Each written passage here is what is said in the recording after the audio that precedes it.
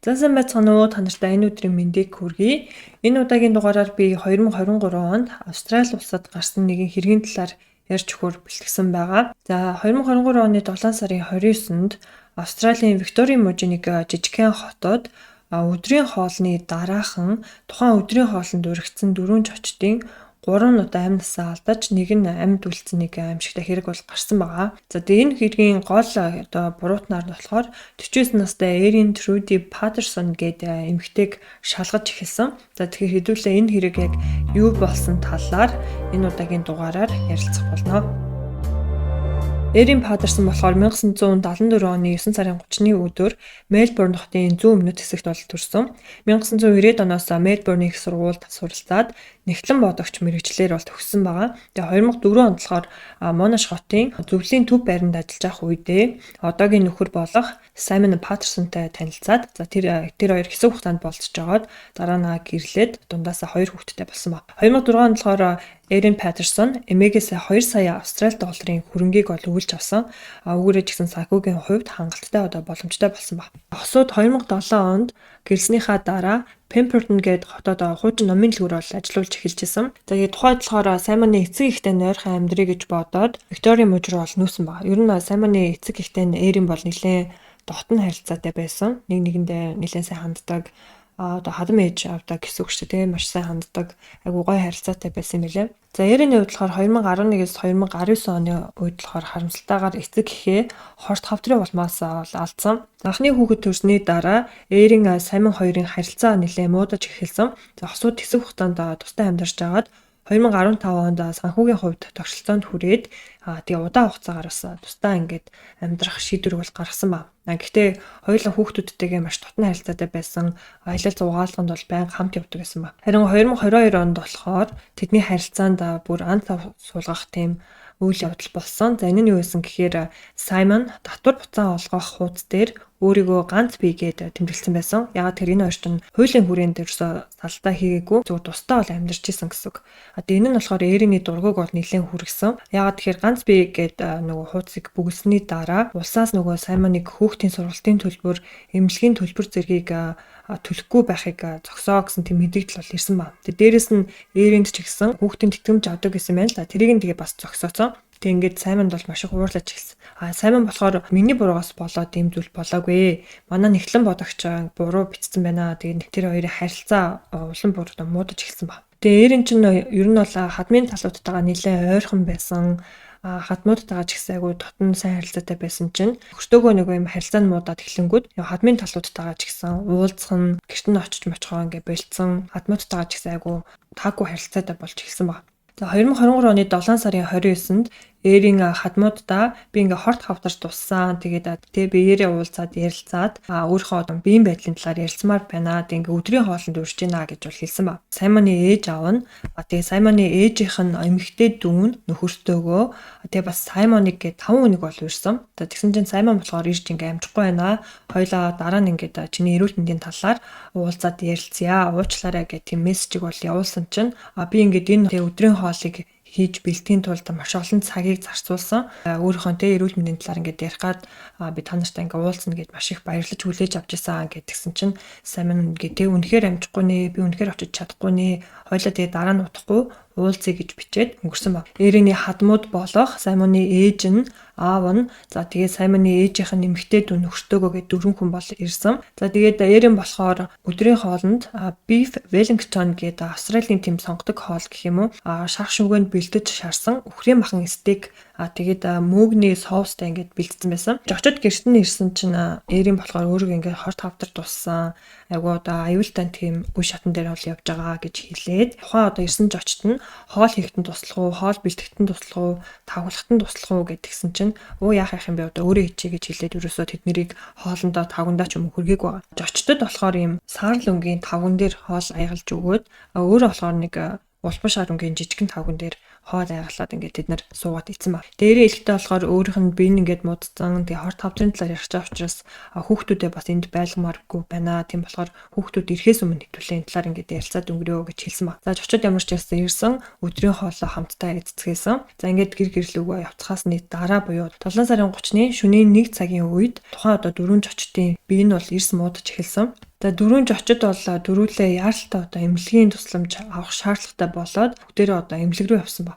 Саймоны эцэг эхэнд болон наагц эх чинь нөхөртөөгөө ингээд тэр дөрвөн хүн бол маш тийм аюултай нөхцөл байдалтай бол эмнэлэгт ирсэн ба. Эмчнэр юу гэж үзчихсэн гэхээр тэдний одоо хоолнд нь date cap буюу үхлийн малгай гэдэг тэр маш хортой тэр мөөгийг хийсэн байж магадгүй гэсэн дүгнэлтэнд бол хүрсэн ба. За энэхүү хортой мөөг нь болохоор 5-аас 15 см-ийн урттай малгай хэсгэрээ ногоон шаргалт хуяатай. Заримдаа тийм цайвар хүрэн эсвэл чедүүн жимсний ногоон өнгөтэй гадаргуу хэсгэрээ гэлгар одоо бороотой үед тийм наалтамхай ч юм уу тиймэрхүү болдог. Өмхийдүү үнэртэй. Хүн одоо шинжлэх ухааны судалгаа ч юм уу тиймэрхүү зүйлд ашиглах болохоос хоол хүнсэнд ерөөсөө зориулагдаагүй маш тийм хортой одоо ийм мөг байгаа. Энэ мөгийг эзэн тохиолдолд 6-аас 24 цагийн дотор гэдэс өвдөх, бөөлжс хүрэх, суулгалт, хэвлэгээр өвдөх зэрэг шинж тэмдгүүд бол илэрдэг. Тэгээс 2 хоногийн дотор шинж тэмдэг нь арай багасж байгаа юм шиг санагдаж байгаа ч гэсэн хорон элэг бөөрөнд хуримтлагдаад эсвэл одоо элэг бөөрийг бол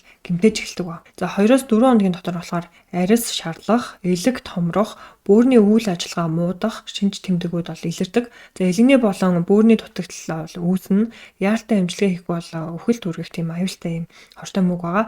За одоогоор тийм эмчлэг ч юм уу эм тариа эмчилгээ бол ерөөсөй байхгүй. Хүнд нөхцөлд элэг шилжүүлэн суулгах мэс ажилбарыг заавалчгүй хийх шаардлагатай болдог. Ингэж тухайн хүнийг одоо аврах боломжтой болдог ийм мөг байдаг. За гарал үүслийн хувьд гэх юм бол Европоос гаралтай Австрали болон Хойд Америк, Өмнөд Америк, Азийн зарим улсуудад ургадаг намар болон борооны улиралд ихээр гарч ирдэг ийм үг гэдэг юм. Одоо өдрийн хоол эзнээс 5 хоногийн дараа буюу 8 сарын 4-нд Саймоны ээж Гал 70 настай, түүний дүү Вилконсон 66 настай. Эдгээр хүмүүс бол эмчилгээ ямар ч авах боломжгүй гэсэн одоо онош гаргаад за эмнэлэгт нас орсон юм аимшигтай хэрэг гарсан ба. Саймоны аав доон болохоор элэг шилжүүлэх суулгах дэмээс заслаг бол түүн дээр ингээд төлөвлөж исэн ч гэсэн 8 сарын 5-нд бас маш харамсалтайгаар нас орсон. Харин ганц удаа амьд үлдсэн хүн нь болохоор Саймоны нах зэгчийнх нь нөхөр болох Ян Хетер гэдэг хүн байгаа. За энэ хүн болж 29 настайсэн тухайд 7 хоногийн туршид энэ хүн эмчилгээ хийлгээж арай гэж одоо амьд үлдсэн юм гэрч байгаа. За ингээд Эринийг сэжигтнэр татаж мөрдөн байцаалтын ажиллагаа бол эхэлсэн. За мөрдөн байцаалтын үеэр Эрин хэлэхдээ тухайн одоо өдрийн хоолыг хийхээс 3 сарын өмнө Аз дэлгүүрээс мөг худалдаж авсан. Агуулгатаа ингээд хадгалж исэн. За тэгээ агуулгатаа бас өөр тэр нөгөө энэ хортой мөгний төрөл болох Dead Cap гэдэг энэ мөгийг бас ингээд хадгалж исэн. Тэг ямар зорилгоор хадгалж исэн гэдгээ бол хэлээгүй. Гэтэ хоёр өөр төрлийн мөг ингээд хадгалж исэн. Тэгээ хоёул ингээд агуулгатаа нөгөө хатаагаад ингээ хадгалаад тавьсан байжгаад яг хоол хийхдээ магадгүй ингээ андуураад хортой мөгийг аваад хоолнд хийцэн гэж бол хэлсэн байгаа. Гэхдээ энэ нь айгу утгагүй болж байгаа. Яа тэгэхээр тэр дөрвөн хүн ингээд маш аимшигтайгаар те өвдөө за тэгээ дээрэс нь 3 хүн ингээд амь насаа алдчихад тахад Эринээс ямар нэгэн байдлаар хортой мөг идсэн ч юм уу тийм шинж тэмдэг юу ч илрээгүй шинжилгээ авсан ямар ч тийм хортой мөг идсэн гэсэн тийм уул мөр бол түн дээр байгаагүй. За одоо би та бүхэндээ шүүх хурлыг ямар хуу явагдсан талаар одоо дурдъя. За шүүх хурл бол прокурор Кроун гэдэг хүн бол ажилласан байгаа. За прокурор хүн одоо яг ямар үүрэгтэй вэ гэхээр эрүүгийн хэрэгт төрийг төлөөлдөг одоо юм хуульч хүнийг хэлдэг юм байна. Тэдний гол үүрэг нь сэжигтэн хэрэгт буруутгагдсан хүн гэмт хэрэг үйлдсэн гэдгийг нотлоход оршдог. За тэд үүнийг дараах одоо аргуудаар бол хийдэг. За нэгдүгээр арга нь болохоор мэдээж хэргийн мөрдлөг хийхдээ цагдаагийн тайлан нотлох баримт гэрчийн мэдүүлгүүдийг шалгах. За хоёр дахь юм бол хэргийг үүсгэх сэжигтнийг ямар одоо гэмт хэрэгт буруутгах талаар шийдэх. За 3 дугаар болохоор шүүхэд нотлох баримт танилцуулах, гэрчүүдийг дуудаад за бичиг баримтуудыг үзүүлээд хуулийг хэрхэн хэрэглэх талаар нь бол тайлбар өгдөг. 4 дахь юм бол хэргийн маргааныг өрнүүлэхдээ шүүгч эсвэл шүүх хурлын бүрэлдэхүүнийг сэжигтээ энэ сэжигтний этгээдийг буруутгах ийм одоо нотлох баримт надад байна. Тийм учраас энэ хүнийг сэжигтэн бишгийн буруутай хүн гэж тооцох ёстой гэх зэргээр батлах, итгүүлэх ийм зорилгоор ажилладаг гэсэн. 5 дугаар дэх юм бол ямар шийтгэлийг энэ хүнд өгж болох вэ гэдэг тэр саналыг төвшүүлдэг бас үнийг хэлдэг юм байна. За шүүх хурлын үеэр прокурор Кроун Эринийг буруутай гэж үзсэн. хэд хэдэн шалтгааныг одоо би та бүхэндээ дурдъя. 2023 оны 4 сард хортой мөг ургадаг хэсэг бүлэг газраар Эрийн одоо явсан гэдгийг нотолсон. Өдрийн хоол идсэний дараа ариутгагч төхөөрөмжийг гэрийнхээ ойрхон байгаа хогийн цэг дээр аваажиж хайж байгаа нь CCTV камерт бол бичигдсэн байсан. Үнийг шүүх хурал дээр бас үзүүлсэн байгаа. За тухайн хогийн савд хайсан тэр ариутгагч төхөөрөмжөөс Эрийн хурууны хээ болон мөн хортой мөгний үлдэц илэрсэн. Зочдыг өдрийн хоолнд урих үедээ өөрийгөө одоо хорт тавдартай гэж хэлсэн нь бас худлаа байсан. Энэ нь болохоор ямар нэгэн байдлаар ятгаад тухайн хүмүүсийг гэртээ урьж авчираад тэгээд хортуулж алах гэсэн тийм санаатай аллах гэж одоо үтсэн байна. Саймоны нах цэгчийн нөхөр нь болохоор амьд үлдсэн. За тэгээд тэр хүн юу гэж хэлсэн гэхээр эмнэлэгт байж байх үедээ Саймон тэгж хэлсэн ба. Бид нар ингээд очиод Эрийн очиод хоол идсэн чинь бид дөрөвт болохоор яг ижлэхэн юм тавган дээр хоол аяалж өгчөөд өөр өнгийн тавган дээр хоол идчихсэн гэдгийг хэлсэн ба. Үүнийг нэрнээс асуусан чинь би нөгөө айгүй хоол идэж чадахгүйс учраас нөгөө жижигэн тавг дээр порцоор өөртөө хоол аяалж идсэн юм гэсэн зүйлийг бол ярьсан. За Эрийн өмгөөлөгчийн тал нь түүнийг юу гэж өмгөөлж исэн бэ гэхээр зочид ингээд хорслог аваад дараа нь нас барсан учраас манай одоо үйлчлүүлэгч паникт ороод мөрдөгчдөд төхөөрөмжийн талаар худлаа хэлсэн. За хорт тавдартай байсан гэж худлаа ярьсан гэдгийг нь бол хүлээн зөвшөөрж гинэ гэж хэлсэн ба. Хадам аав ээжтэйгээ маш дотн байсан. Тэднийг маш их хайрладаг байсан өнөө гэж бодоагүй. Энэ бол санамсаргүй юм харамсалтай тохиолдол байсан гэж бол өмгөөлөх гэж оролцсон. Прокурорын эхний гэрчээр Эрийн нөхөр Саймон дуудагдсан байгаа. За Саймон болохоор хэлэхдээ аавтайгаа маш дотн байсан. Тухайн одоо өдрийн хоолнд очиж чадахгүй гэдэг Эринд хэлсэн чинь нэлийн дурамчхан байсан. Тэгээд ээжийнх нь дүүн Вилконсон нь болохоор тухайн үед ингээд өмнө нь ингээд Эрийн ерөөсөө бидний гэртээ ураад хоолнд урьж байгааг мөрчлөө ингээд биднийг урьсан гэж айгүйх гайхаж хүлээж авч ирсэн ч гэсэн урилгыг нь одоо хүлээж аваад очсон гэж бол хэлсэн ба. Нах цэгчийн нөхөр нь ингээд 2 удаа Эрийн ингээд биднэрт ижлэхэн тавганд хоол хийж өгчөөд өөрөө өөр тавганд хоол хийж эцэн гэж надад бол 2 удаа хэлсэн. Тэгээд сайн мэлэгтэй татврын буцаан олголтоос хойш тэдний харилцаа болоо муудаад Эрийн олон удаа уурлаж дайрсан мессежүүдийг бол надад илгээдэг байсан. Тэгээ өдрийн хоолны дараа эцэг их нь эмнэлэгт хүрэгдсэний дараа эцэг их чинь зүгээр үү гэж ерөөсөө асуугаагүй. Энэ нь надад айгүй сонир санагдчихсан гэж хэлсэн баг. За тэгээ Саймон бас хэлэхдээ эхнэр нь өмнө нөгөө архитмия гэдэг зүрхний тийм асуудалтай байсан. Post natal depression буюу одоо ялангуяа жирэмсэн үед ч юм уу илэрдэг тийм сэтгэл зүйн өвчин гэх юм уу. За хоёр дахь гэрчээр болохоор амьд үлдсэн ганц одоо гэрч орж ирсэн. За энэ болохоор Ян гээд Саймоны одоо нах цэгчийн нөхөр аа. Өдрийн хоолнд одоо урагдаад очихдоо бид нэр ингээ Эрийн чамд туслах уу? Тагуулгад чинь ядаж туслах уу гэж асуусан чинь дандаа татгалцсан хариу хэлж исэн. Тэгээд Саймоны хэлсэнчлэн бид дөрөвт ижлэхэн тавганд хоол хийж аягалчаад өөр болохоор өөр тавгнаас хоол идсэн. Эрийн болон Саймоны охин болохоор дараагийн гэрчээр дуудагдсан. За охин нь хэлэхдээ болохоор өдрийн хоолны дараагийн өдөр буюу 7 сарын 30-нд үлдсэн хоолыг дүүтэйгээ хувааж ийцэн. Тэгээд ээж болохоор орой ингээд гиз өвдөөд айгу сонирн байна гэж бит хоёрт бол хэлсэн.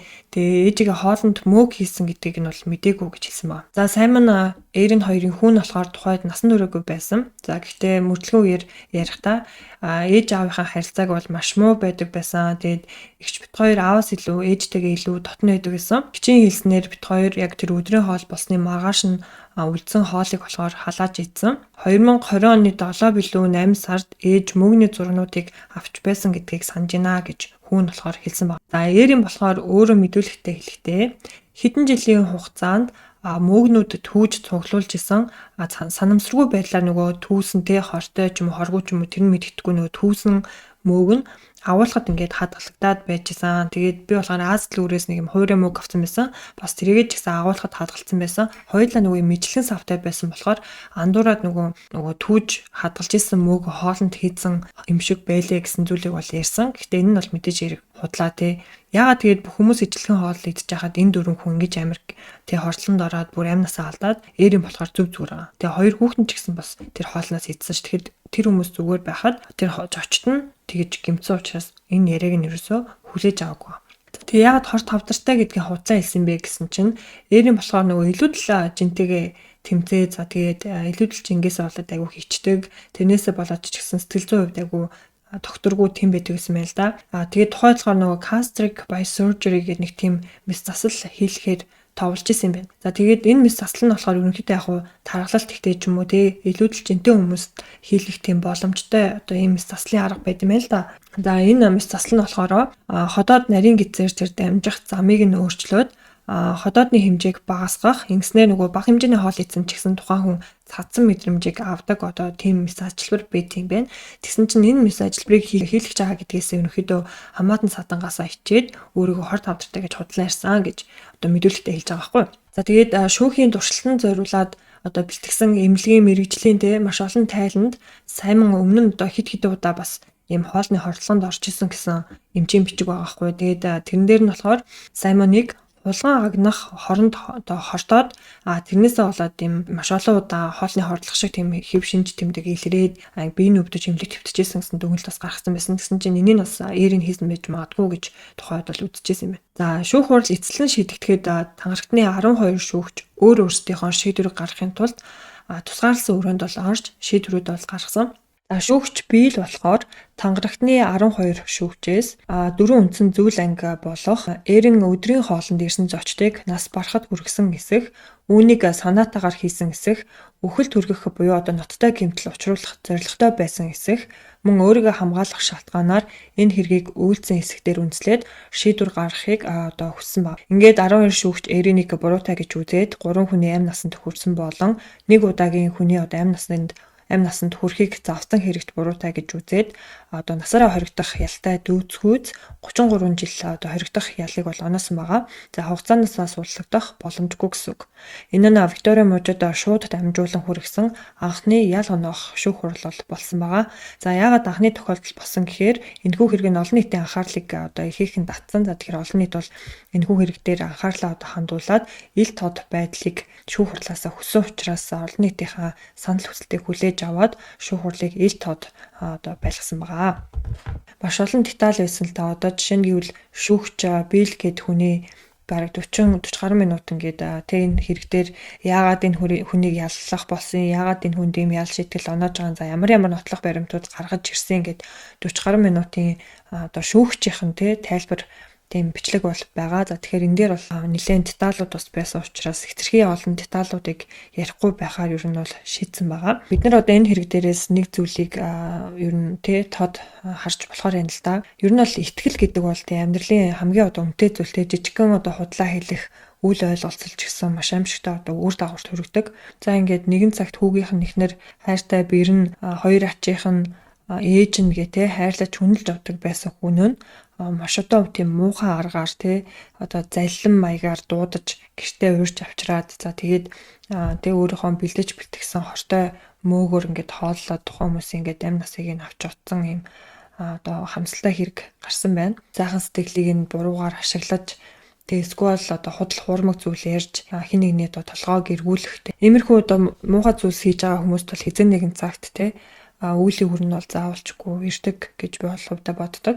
За тэгээд та бүхэн маань юу гэж бодож байна? Эрийнхээ одоо хэлснээр санамсаргүй алдаа байсан уу? Эсвэл одоо зориуд үйлдэгдсэн хэрэг байсан уу? За дугаараа дуусахаас өмнө нэг зүйлийн талаар та бүхэнтэйгээ ярилцъя гэж бодсон. За ингээд саяхан чижтэй жилийн өмнө манай улсад маш аимшигтай хэрэг гарсан байна. Тэгээд энэ хэргийн талаар олон нийтэд ил болсноос хойш олон нийт ч гэсэн шүүх хуралдаа одоо итгэхгүй байна. Хууль одоо Монгол Улсын хууль энгийн ард иргэдэд тэгш бус ингээ ханддаг гэд маш олон ярианууд бас сонсоод үнэхээр одоо Монгол Улсын иргэн болсондоо бас одоо айж имэж тэгэж хүлээж авлаа л да. Жилийн өмнө гараад одоо хүртэл шийдэгдээгүй байна гэдэг дээр манайхаа айгүйх акцент өгöd байгаа юм шиг санагдсан. За тэрэн дээр болохоор би бол хууль зүйн тийм амарлаг мэдлэгтэй эднэр хүмшилтэй. Гэхдээ жилийн хугацаанд ингээд подкаст эднэр хийгээд олон хэрэг дээр судалгаа эднэр хийгээд үзэж байхад ер нь ямар нэгэн хэрэг дээр шийдэгдээд ял шийтгэл нь тухайн одоо гэмт хэрэгтэнд оногдох хүртэл ямар нэгэн байдлаар айгүй удаан хугацааг шаарддаг юм байлээ. Одоо жишээлбэл миний сая ярьсан хэрэг 2023 онд гараад одоо 2025 онд хөлтөө одоо 2 жилийн дараа энэ хэрэг ингээд шийдэгдээд гэмт хэрэгтэй гэж тухайн хүнийг нотолж чадсан учраас гэм бурууг нь үүрүүлээд ял шитгэлийн одоо оноож байгаа хэрэг дээр ажилласан шүүгчиг те. За ямар ер нь хэрэг болсон, яг юу болсон, ямар үндслээр энэ хэрэг дээр бид нэр ийм шийтгэл энэ хүнд оноож байгаа, эсвэл энэ хүмүүст оноож байгаа гэдэг ч юм уу те. Жишээлбэл энэ Австралийн Викторийн мууж ч гэсэн хамгийн анхны удаа ингээд энэ хэргийг олон нийтэд ил тод гаргаад, за дээрээс нь ахлах шүүгч нь өөрөө яг ямар учраас гарсан, яагаад бүр тайлбартайгаа, нотлох баримттайгаа, ямар одоо хууль зүйдээр ямар зүйл ангитээр энэ хүнийг ингээд шийтгэж байгаа гэд бүх тайлбарыг яриад олон нийтэд ил болгосон ийм одоо хэрэг байгаа хгүй. Тэгэхээр ягаад манай улс ч гэсэн хамгийн анхны удаа те олон нийтэд ил болсон шүүгч нь энэ хэрэг дээр яаж ажилласнаа одоо ил тод болгоод ингээ гаргаж болохгүй байгаа юм бэ гэдэг дээр манайх айгүйх санал нийлэхгүй байх шиг үлээ. Тэгээ миний хувьд ч гэсэн ягаад те нэрээ ил тод ингээд шүүх хурлын ийм процессор явагддаг. Ингэж одоо нотлох баримтуудыг, гэрчүүдийг бид нэр ингэж шалгаж үздэг учраас энэ хэрэг ингэж уддаг. Ийм учраас энэ хэрэг ингэж шийдэгдэхгүй ингэж утсан юм аа ч гэдэг юм уу. За ийм учраас энэ хэргийг бид нэр ингэж шийдэж байгаа ч гэдэг юм уу. Ямар нэгэн байдлаар те арт иргэд хууль зүйн мэдлэгтэй байх хэрэгтэй байхгүй юу? Манай улсад жишээлбэл иймэрхүү төрлийн гэмт хэрэг гарах юм бол энэ хэрэг хэдийн хугацаанд шийдэгддэг. Ямар байдлаар шийдэгддэг. За прокурор гэдэг хүн ямар үүрэгтэй. За тэгээ өмгөөлөгч гэдэг хүн ямар үүрэгтэй юм гэдэг юм уу. Тийм хууль зүйн мэдлэг одоо бид нарт айгу тутмаг байгаа юм шиг ингээд харагдаж байгаа байхгүй юу? Тэнгүүд нөө энэ дээр нь ингээд сайхан тайлбарлаад яриад олон нийтийн анхаарал тэртээ одоо энэ хэрэг дээр байгаа учраас тийм ээ ийм үйл явц болдгоо гэдгийг сайхан ил тод гаргаж ирээд тэ танилцуулаад ярих юм хэрэгтэй болов уу гэж би зүгээр хувьдаа харсан. За энэ хэрэг бол мэдээж хэрэг одоо хүртэл шүүх хурлан ч гэсэн ингээд яг таг болоогүй. Миний бодлоор бол нотлох баримтуудыг цуглуулж байгаа. Ямар хүмүүсийг гэрчээр дутах уу, за хэнийг гэрч гэж үзэх үү, за хин гэдэг хүмүүсийг гэмт хэрэгтэнд одоо гэмт хэрэгт ингээ хамтарч оролцсон те буруутан гэж үзэх үү гэдэг юм уу. Ингээд маш олон одоо шат дараалтай үйл явц гардаг учраас жишээ нь одоо гэмт хэрэгтэй холбогдсон хүмүүсийн гар утсыг шалгана тийм ээ. Гар утас хэрвээ олцсон бол за энэ хүн ямар одоо жишээлбэл хайлтуудыг хийж исэн. За утсан дээр нь ямар зураг бичлэг байна. Энэ хүн за тухайн өдрийн тедэн цагт ямар хүмүүстэй холбоо ярьсан ч гэдэг юм уу. Утаснаас нь эхлүүлээл энэ чинь шалгаж байгаа нь бол эхлэх ёстой гэж би бодод байгаа байхгүй юу.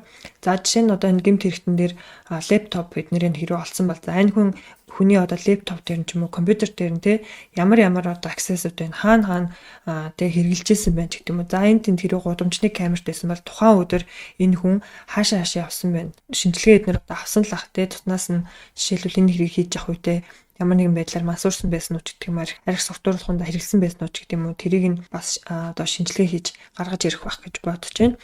Энэ хэрэг бас ингээд олон нийтэд ил болсон учраас бодит гэмт хэрэгтэй холбоотой подкаст хийдэг хүмүүсийг бас нэлээд буруутгаж ярьж байгаа харагдсан. Муу муухай зүйлийг бусдад ярьж түгээдэг гэсэн тиймэрхүү комментууд за тэгээ ганц хоёр YouTube хийдэг залуучууд бас тэгж ярьсан байсныг сонссон. Тэгээ яг хуу мэдээж тэгж хартаж болно. Бид нэр ямар нэгэн байдлаар одоо би ч мөн жишээлбэл хин нэгэнтээс хоён гэгэрүүлгээл амар мундаг зүйл ярьж байгаа гэж бол өөрийгөө боддгоо. Мэдээж хар бараан зүйл ярьж байгаа. Нийгэмд угаасаа л одоо хар бараан сайн сайхан зүйл хоёулаа л хослоод байж байгаа. Миний хувьд бол би хууль зүйн ч юм уу эсвэл сэтгэл зүйн ямар нэгэн байдлаар тэр төрлийн мэрэгжил эзэмсэн хүн биш учраас байгаа тухайн мэдээллийг орчуулад хүргэдэг гэсэн үг. Тийм учраас ямар нэгэн байдлаар би подкастынхаа төсгөлд ч юм уу сэтгэл зүйн тийм зөвлөгөө ч юм уу за эсвэл хууль зүйн байдлаар ямар нэгэн байдлаар зөвлөгөө өгч ч юм уу тиймэрхүү зүйл би өгч чаддаггүй.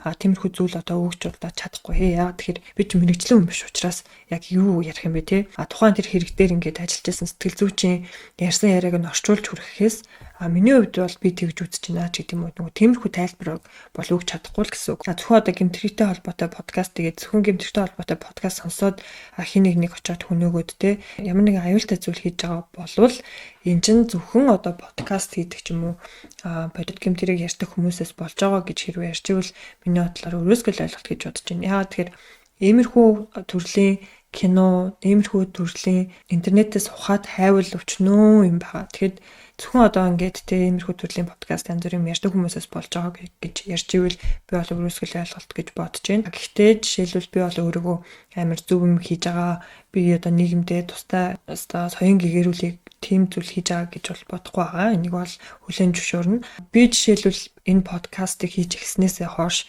маш олон зүйлийг мэдэж авсан гэж өөрийгөө бодож байгаа байхгүй юу. Жишээлбэл ингээд харт тамхитай холбоотой эн чинь ямар их харт тамхины төрөл мансуурлах гэсэн төрөл байт юм бэ? Бидний мэдгүй ямар их одоо тийм юу гэдэг аял зугаалгаар явахаар юу гэдэг уух юмд нь тийм хортой бодис хийдэг чинь. За энэ улсаар хэрвээ явах юм бол аюулгүй байдлаа хангаж сурах юм байх шүү ч гэдэм үү. Эсвэл бол одоо юу гэдэг ямар нэгэн болзооны аппликейшн зөндөө янз бүрийн хэрэг гардаг штэ. Болзооны аппликейшнээс бол танихгүй хүнтэй ч уулзж байгаа. Тэгээд тэр хүний ямар гэдгийг мэдэхгүй ингээл уулзаал гинэн л байна гэсэн үг штэ. Ер нь бол тэг гинэн байна. Очоод тэр танихгүй хүнтэй уулзж чинь, гэрт нь очиж чинь, эсвэл гэртээ дуудчих чинь тий. Найз нөхд маань болзооны ямар нэгэн аппликейшнээр хүнтэй танилцж байгаа бол би ингээ найзуудтай хүй тий чи хинтээ уулзч чинь яах чинь. За чи гэртээ ингээ урьж болохгүй шүү. Эсвэл чи гэрт нь очиж болохгүй шүү. Паблик тим орчинд уулзаараач гэдэг юм уу. Найз нөхдөдөө ч гэсэн сэрэмжлүүлэг маягаар хэлж өгч болж байна. За жишээлбэл захин ертөнцид ямар одоо хэрэгүүд гард юм бэ. За ямар нэгэн байдлаар нэг мэдхгүй танихгүй вебсайтн дээр ороод ч юм уу тэрэн дээр ингээд өөрийнхөө мэдээллийг ерөөсөө өгч болохгүй юм биш үү ч гэдэг юм уу. Маш олон зүйлийг ингээд мэдэж аваад өөрийнхөө аюулгүй байдлыг ч гэсэн ингээд баг зэрэг бас хангаад явах хэмжээний мэдлэгтэй болсон гэж би гээд бодоод байгаа хгүй. Яг уу мэдээж яг эн чинь нөгөө сэтэл хэрвээ өгөөд те тэрийг нь одоо сэрдэх хүн ер нь толгоонд нь яаж те зохицыг чемодан дотор хий гэж бодох юм бэ. Тэгэхээр ямар нэгэн зүйлээс тэр хүн сэтэл авсан болоод үйлдэл хийсэн байж тээ гэх юм уу. Яг тэр өнцгөөс нь хараад явах юм бол мэдээж миний хувьд бол ямар амар юм нэрээ бид нар чинь буруу зүйл хийгээд байгаа юм болов гэсэн тийм бодлыг ялцдаггүй би өөртөө бол авсан. За тэгээд сая жишээлбэл одоо ингээл өнөөдрийн подкастыг би уг нь аль 3 хоногийн өмнө бэлдсэн байсан байхгүй. Гэхдээ сонин хоолоо маань нэвлэрэхгүй яг ярих гэхээр би ер нь яг юу ч хийгээд байгаа хэрэгтэй ч юм уу хэрэггүй ч юм уу гэл өөртөөгөө нэг тийм айгу тэмцсэн 3 өдөр боллоо л тоо. Яг уу 1 жил орчим бас подкаста хийцэн байна. Тэгээд аль болохоор би чинь нөгөө айгу богино подкастууд хийдгэлтэй тэр нь илүү деталь ч юм уу тиймэрхүү зүйлийг ярихгүй байхыг бол айгу хичээдэг. Тэр утгаараа яг миний подкастууд айгу богинохон болдог. Подкаст гэж одоо бараг хэлж болох юм уу. Мэдээж хэрэг энэ бяцхан охинд болсон хэрэгт бол маш их харамсаж байна. Ялангуяа манай улс шиг цөөхөн хүн амтай одоо газар ийм хэрэг гарна гэдэг бол одоо тэгээд хэдүүлээ дараагийн дугаараар удахгүй уулзцгаая. Түр баяртай. Баярлалаа.